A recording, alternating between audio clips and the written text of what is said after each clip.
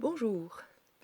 Quelqu'un m'a fait passer un texte comme quoi ils font des assemblées, hein, ils proposent des assemblées de citoyens tirés au sort pour pouvoir faire valoir leur voix.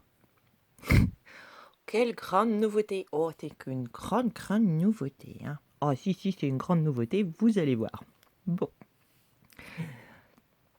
Cours de droit officiel à la fac. L'État est au cœur de la théorie juridique. Eh, on va dire dans théorie de complot dedans. Ah, théorie juridique. L'État est une société organisée, une entité abstraite. Chut. L'État a besoin d'instaurer des procédures rendues obligatoires en usage de la contrainte. User de la force. Soumettez-vous! Faudrait leur tendre un miroir à ces machins qui sont sûrement en plus masqués comme des muselés en fait. Il ferait mieux de se taire.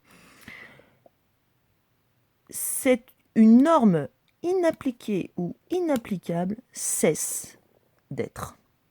D'accord ? Donc nous voyons qu'il y a beaucoup de gens qui ne vont plus dans certains magasins, il n'y a plus que par quand tu dois manger, etc. Hein. Mais sinon, il y a beaucoup de magasins qui ne voient plus de clients. Qu'est-ce que le corps social ? Le corps social, du contrat social. Privilège pour 2 ordres sur le 3e. Pour l'harmonie de l'unité. Donc, écoutez bien les mots parce qu'il y a des individus qui vous trompent, d'accord, et qui utilisent certains mots. C'est le corpus juris du droit romain canonique. C'est le civilis plus la féodalité, livre des fiefs, plus le canonici. Système juridique. Lien de domination. Rapport de force entre les seigneurs sur les sujets. Du XIIe au XIIIe siècle, expansion du droit romain canonique. Notaire, avocat, magistrat. Droit des contrats. Droit pénal coutumier. Effacé. La procédure romano-canonique. Ous est la marque de l'auctoritas. L'auctoritas, c'est l'autorité politique de l'empereur. Potestas, l'autorité administrative du roi. Ça donnera le droit savant universel, système unitaire. Droit commun universel transcendant les frontières politiques. Le roi souverain est indépendant par rapport à l'empereur et au pape. En 1302, ils ont organisé des assemblées populaires, soi-disant populaires, hein, qui prendront le nom en 1468 d'États généraux. En fait, donc on y met des membres du tiers-État. Dis donc, les serfs ont le droit à la parole. Ah mais en fait, ils sont choisis. Oui, parce que il paraît qu'il y a quand même des choses qui sont déjà sorties, soi-disant, puis finalement, ce qui plaisait pas a été retiré. Ah, grande nouveauté, hein, grande nouveauté. Donc, en fait, c'est pour obtenir le consentement de tout le peuple. En 1484, les États généraux ne sont plus convoqués. Le droit royal s'impose. Ça s'appelle la domestication. Bon, je dirais générale. Hein. Autorité normative unique. Le but, c'est ça, c'est d'avoir une autorité normative. Norme, c'est pas des lois. Hein. Unique. C'est-à-dire que vous avez plusieurs endroits avec des droits, n'est-ce pas, du droit coutumier. Le but est d'unifier tout ça. Donc on invite les individus à venir témoigner, etc., à dire comment ça se pratique chez eux. Et puis, du coup, qu'est-ce qui se passe ? Le roi doit protéger les bonnes coutumes et censurer les mauvaises. Chut, chut, chut. Les coutumes rédigées sont désormais un arsenal de dispositions juridiques. Donc il crée des recueils, il y a des mises par écrit. Et puis ensuite, en fait, ce qui se passe, c'est que la coutume est rédigée de manière à instaurer la nouvelle coutume, la modernisation. La modernisation. La coutume ce sont alors les droits seigneuriaux, droits du banc. Les seigneurs peuvent déterminer les taxes et redevances à prélever.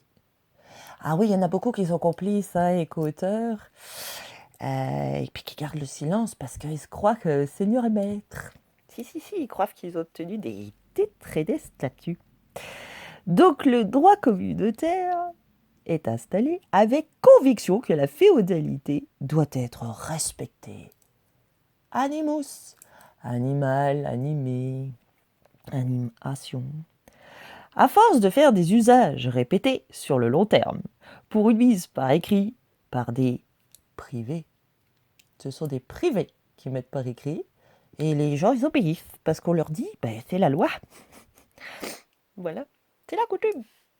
Rédigé comme ça.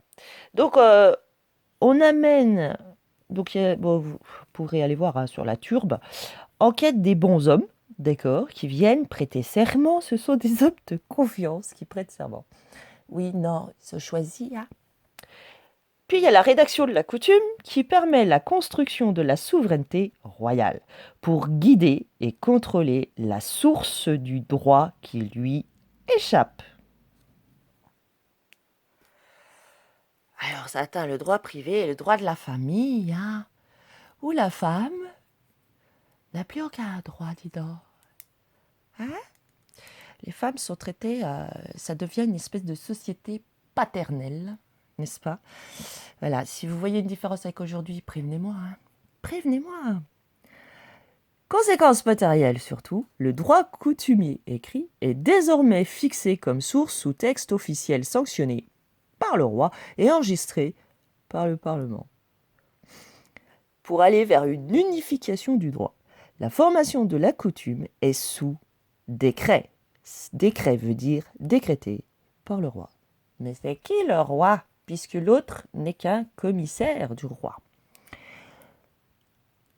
La coutume rédigée devient une règle consentie. Ils affirment qu'elle a consenti, ça ne veut pas dire qu'elle l'est. Ça s'appelle la modernisation des coutumes par l'assimilation de nouveaux principes doctrinaux. Doctrine, endoctriner, docteur. C'est marrant ça. Sous Philippe le Bel entre en guerre, n'est-ce pas? Les seigneurs et les ecclésiastes étaient des privilégiés qui ne payaient point d'impôts, ou quasiment pas, n'est-ce pas? Et puis, il a réclamé un effort de guerre obligatoire à ces seigneurs et ecclésiastes. Oui, parce qu'ils se croient à l'abri, les machins, là, les complices. Donc, c'est des impôts et des taxes, et l'effort de guerre. Et ceux qui ne paieront pas verront leur fief leur être retiré. S'ils ne se soumettent pas. C'est la féodalité. Ça s'appelle la guerre privée. Alors, comment ça fonctionnait, toutes ces assemblées? Alors, les praticiens et les juristes mettent par écrit les coutumes locales, n'est-ce pas? Ils envoient ça au Grand Conseil, au Parlement et aux tribunaux.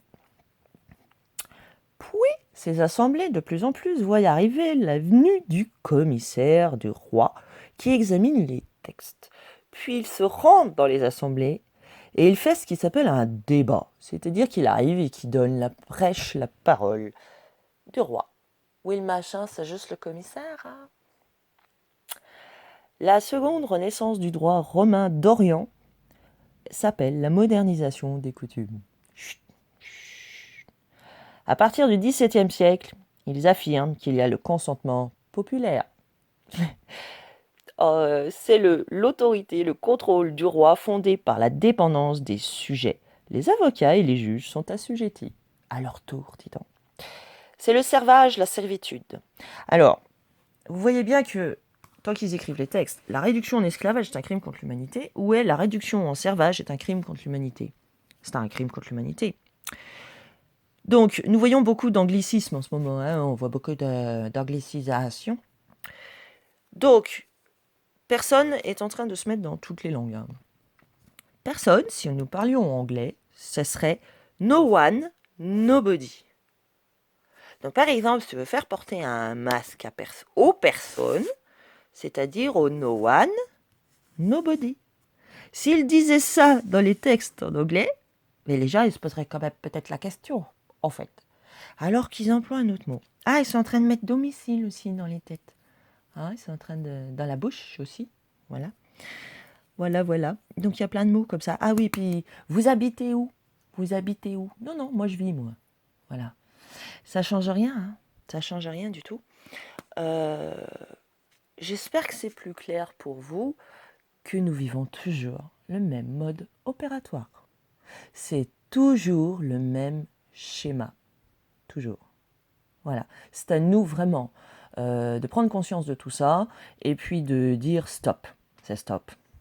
Nous l'avons dit, stop. Et puis les nôtres, ils l'ont dit très très souvent.